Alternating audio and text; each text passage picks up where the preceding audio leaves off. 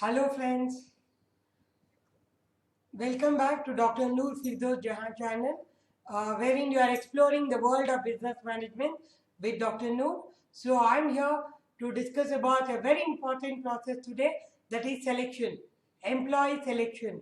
So all of you would have already gone through the selection process, and maybe some of you may be studying, and in future you may go through the selection process, right? Selection is very important, so you should know how selection is carried on and why selection function is considered as very prominent.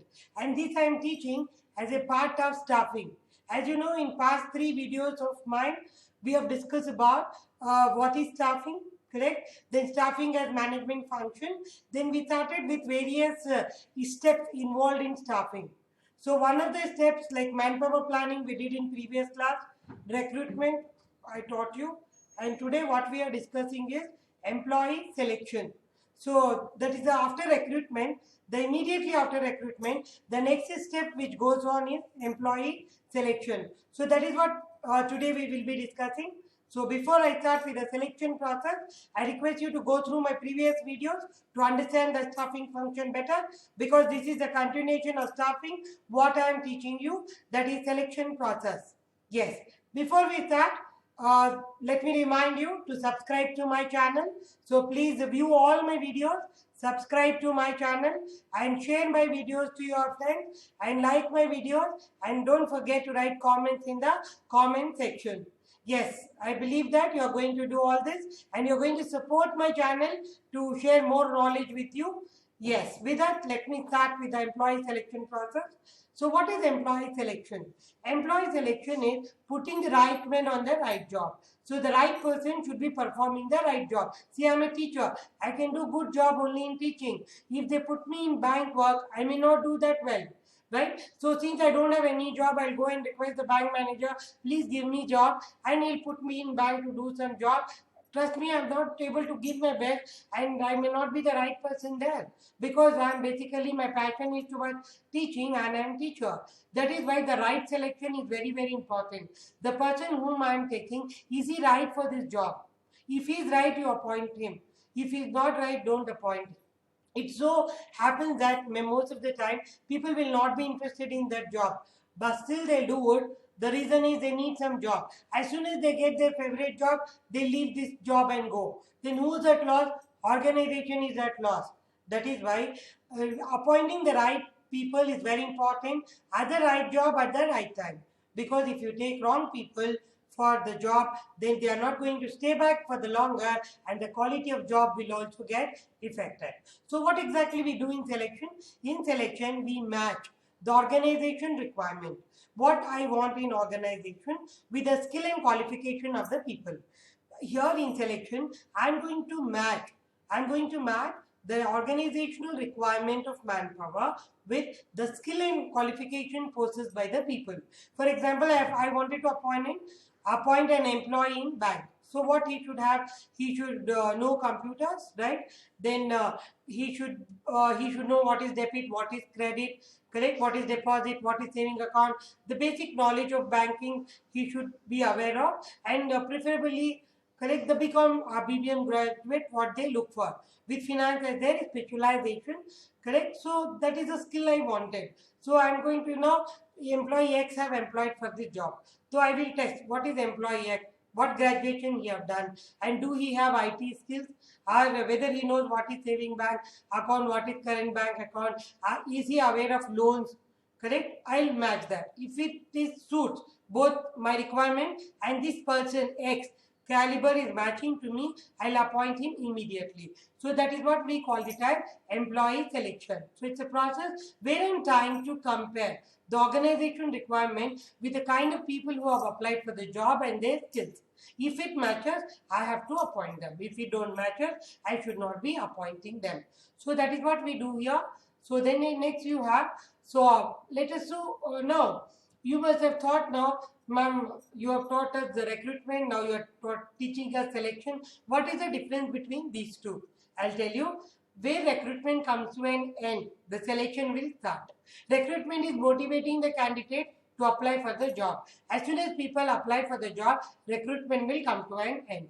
Then selector will start his job. What a person who is in charge for selection will do? Okay, how many applicants have come? Give me all applications. He'll take all applications. He'll start screening and selecting the best people for him. So selection will start. These two are different functions, and together we call it as hiring. Hiring consists of recruitment and selection. So first recruitment, then selection. Where recruitment comes to an end, selection will start. So what are the different processes a selector will follow? As I told you, I have one vacancy and 100 applications I've got. So I have to review all 100 applications to get that one candidate for my company, right? Who should be the best? So in order to do that, I make use of different steps here. There is a different steps involved in selection process. There are totally some 8 steps which are involved in selection process, correct? But some of the important ones I am teaching you here. So 8 process, what it is, as soon as writing the application is the first step, they'll give you application blank. They ask you to fill and give it to you. So once I get that, so that's the first step. Then afterward, I am going to conduct an interview and find out whether this person is fit for my job or not. If he is fit, then I may go for the next step where I will do his background analysis. If we don't have any cases going, legal cases against him, and people have positive opinion on him, then I will ask him to maybe do a demo of the job what I am giving him. Then I will send him for HR round where salary will be fixed and he will be selected. And if at all I want medical examination to be done, some jobs, if you take police job, correct, the medical examination is very, very important. Or nurse, you are joining as a nurse, your fitness is very important here, correct, because your fitness level is being decided, so that should be there. So they'll ask you to go for medical examination also. Medical practitioners will confirm that he is not carrying any diseases and his height and weight, everything is as per the requirement of the organization. Once that is done and you don't have any health issues, if you have any health issues, it will be decided here only and it will be written, this person is diabetic, he has this problem, or this person is thyroid, he is having this problem. This will be written and given. So that tomorrow after joining the job, employee should not claim that I was completely fit. After joining your company, I have fallen sick. You treat me now. You take care of my all expenditure. That should not happen. That is why they want to do medical examination. So certain jobs, medical examination is required based on the kind of job, physical work if it is there, then the fitness is important. But in order to protect organization for making him payment tomorrow for his medical expenditure, also they will do the medical fitness examination. Okay, what is that he carries with him diseases before joining me, and what is that he is getting after joining me. So is it employment related or is it not employment related? For that reason also medical examination will be done. Correct? Then once the medical examination is done, he will be given an offer to join the organization. The applicant will get the offer letter. Then if he is happy with the offer letter, he will give the acceptance letter. Then immediately he will join the company. This is what is called as selection process. The selection process in a small company may have only 3 steps, like application, interview, correct, then offer. But if it is a big organization, then it may have 8 steps, right? Like application, then maybe the test will be conducted, then the interview will be conducted, correct? Then the medical examination will be conducted, then the reference check will be conducted, then any kind of demo is required, that will be conducted, then offer letter will be given to him, then HR round will be conducted, then offer out will be given to him, then acceptance of the job. So from 3 steps minimum for a smaller company, it will go up to 8 steps in a larger organization. Of course, it based upon the size of the company one. And second one is based on the skill what I am looking for. If I need people to be very strong in mathematical skills, then I have to conduct tests to him. If I want person to be very good in logical skills, I have to conduct tests to them. Interview, I cannot ascertain that. But it's a marketing job.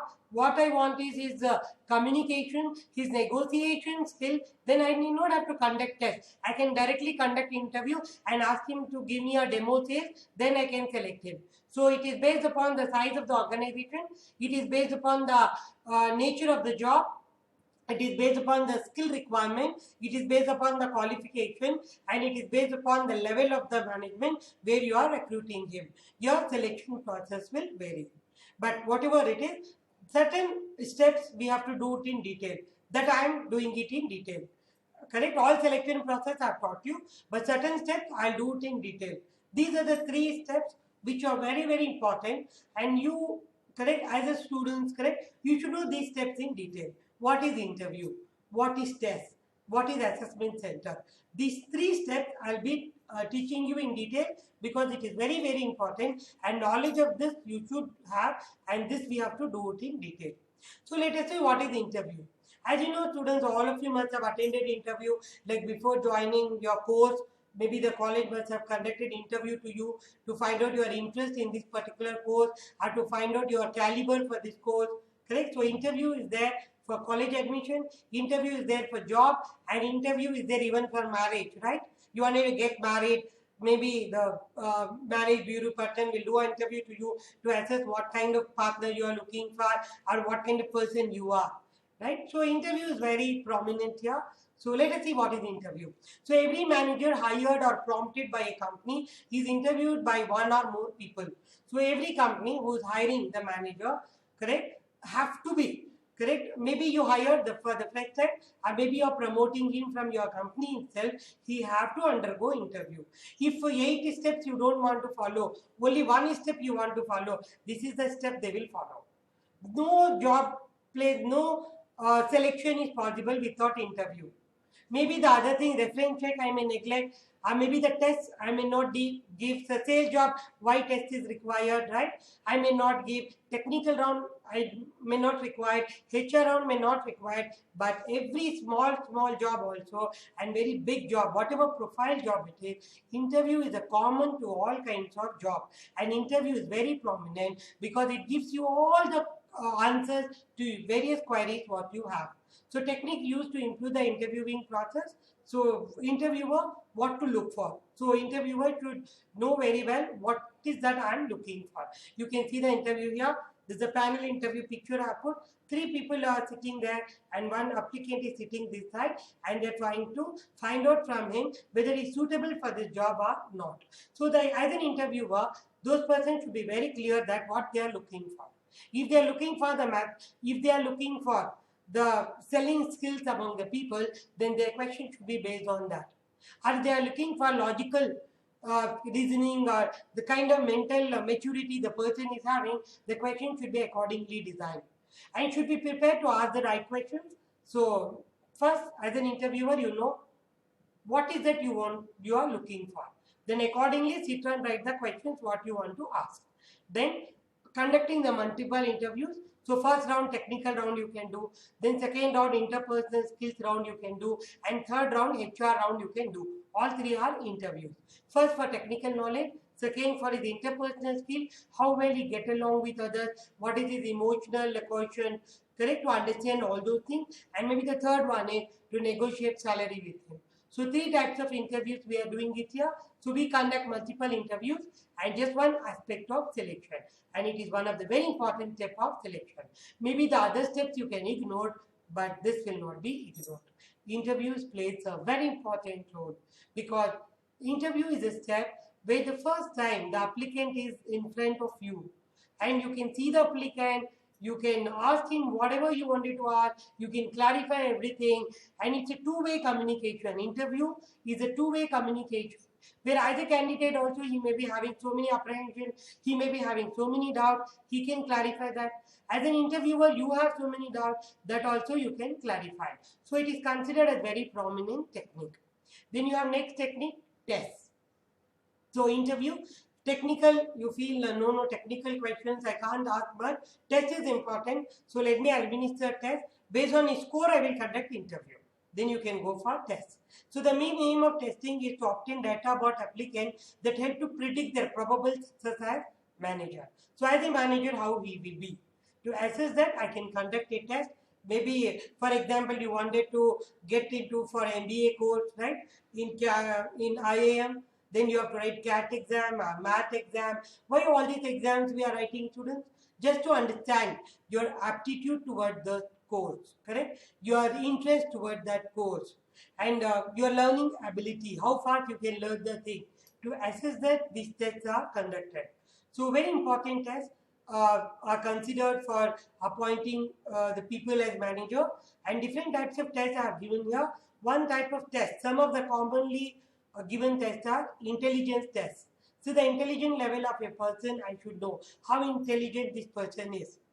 So it is not that I want highly intelligent people. Maybe some job require a mediocre intelligent, some people, some job require the less intelligent people, whatever it is, no issues. But what is the intelligence of that person? To assess that, you have a test. So you can administer test to assess his intelligence. Then next you have proficiency and aptitude test. For example, a person is telling I'm very good in typing, right? Or I'm very good in writing. So make him write, correct? Conduct one test for him to know his proficiency, how good he is in that particular skill, what he is telling. You can conduct test. Then aptitude test to assess the ability of a person, how fast he can learn things. So you can do that test. Then vocational test is being considered basically, correct, to understand, correct, what is the skill this person is having, and where all he can put in, what is the versatile knowledge he is having. You can check that. The personality test. If people need to have a balanced personality, it should not happen that if the job is involved lot of stress and you're taking a person who just can't take stress, then he's not going to be there in the job for longer. He'll quit. That is why you must have come across most of the civil servants, correct, whoever KS officer, IAS officer, whoever is recruited, they will have a particular correct level to test their personality, correct. Very important, what is the personality of this person, like what is his temperament, whether he's short temper man or is a sweet temper man. So what is the temperament level, what is his emotional ability, correct, how much he can bear his stress. To check all those things, see, five fingers are not same, like that five people are also not same, each individual is different. That is why, in order to understand what kind of person he is and how he is going to add value to my organization, I should do a personality test and find out what type of person he is. So test is conducted and the selection process to understand the different types of correct caliber of a person and to assess is he suitable for my organization or not. If he gets clarified, correct, then they will decide whether to go ahead with this person or not. Test is very important criteria, students, because I have only one vacancy and 1000 applicants have applied. Do you think conducting 1000 interviews is easy? It will not take, correct? No, it is not easy. It is going to take lots of time. And maybe 1 month only interviews have to conduct. So we don't have so much of time. So the best way to screen candidate is test. Just one test. 1000 people will take. If that 700 will get eliminated, only 300 I will have. 300 is handful to manage. This 300 I will conduct another 7 steps. So that is why test is very first step. Before even interview, they do test when they have lot of applicants applied for job. Sometimes, if it is a technical job, then technical round you want to do it on the test. Maybe number is more or large, you don't care, but test become very prominent there. So many people have gone to the court asking that I have applied for the job where my knowledge need not have to be tested. So why test was conducted to me? So a lot of argument and lot of debate is going on here whether test is required or not required. But in spite of that, test is considered as one of the best way to shortlist the employees and get the best employees for your organization. So that remains a very important step in selection. Then the next step what you have is, so one is interview, then one is then second one what you conduct is test. The third one is assessment centers. Here what happens is a group of managers will be sitting there and conduct lot of activities to assess the caliber of people and to check whether they are right for my organization or not. That we call it as assessment center. So a technique for selecting and promoting managers. Basically we use for selecting and promoting managers. So it's a centered approach to have candidates take part in series of exercises. So there will be a series of exercises and I want the people to go through all these series. Then I will select the best employees for my organization. So during this period, they are observed and assessed by psychologists or maybe the experienced manager will sit there and observe, and then accordingly the managers will be decided whether they are suitable for my organization or not. So typical assessment center are various psychological tests, management games will be there, maybe in-basket exercises will be there. In-basket exercises, let me give you an example of case study. I'll give you one case study and I'll ask him to solve that case study. So how well he solved the case study, based on that I'll guess if the same situation comes in the organization, as a manager, how is he going to solve? Is he right person for my organization or not? To check that, maybe one is that, then one is role play. You ask him to play the role of manager or labor and assess him how he behaves, how is his personality. So that we call it as in-basket exercises. Basically, when you are applying for a manager job or you have to be promoted to the managerial position, they think about this assessment center as very important tool of selection. Okay, students, hope you are able to understand what do you mean by selection and what are the 8 steps involved in selection and what are the 3 important steps in selection, correct, that you have to know, that is assessment center, test and interview. So with that, we have completed recruitment in my previous video and today I have done with selection. Now both put together we call it as hiring. Now let me give you a difference between recruitment and selection. Any exam you see, this is a compulsory question they will ask. Difference between recruitment and selection. So I thought let me cover this. Anyhow, by taking those 2 classes, like about recruitment in my previous video and selection today, I have already discussed the difference, but still specifically I am teaching this, the difference between recruitment and selection. So as I told you, recruitment is an activity of establishing contact between employers and applicants. So it's a first step in selection, where the recruiter will give an advertisement, then people will apply for the job. So it's an activity which establishes contact, first contact between company and the employees. Whereas selection is the process of picking up more competent and suitable employees. So from the pool available, I'll be selecting the best candidate, that we call it as selection. Then recruitment is positive in approach and selection is negative in approach. Why it is positive in approach recruitment? Because as a recruiter, you are said to be very good if you can bring in hundreds of people for one vacancy what you have. More number of people you bring, you are considered as more best. On the other hand, selection is negative in approach because here from 1000 I have to select 1. So how good I am in shortlisting, we'll talk about how good selector I am. So that is why it's an attempt at rejecting the unsuitable candidate, and here, so that is why we say recruitment is positive in approach and selection is negative in approach. Then the candidate have not to cross over the many hurdles. Recruitment, no steps are there. You just apply for the job, then recruitment will come to an end. But selection will have many hurdles to be crossed. 8 steps will be there in selection. Then it is positive and negative. I already explained you that. Then it proceeds selection. So after recruitment only selection will start. Correct? Whereas recruitment is before selection and selection is after recruitment. So things are very clear here.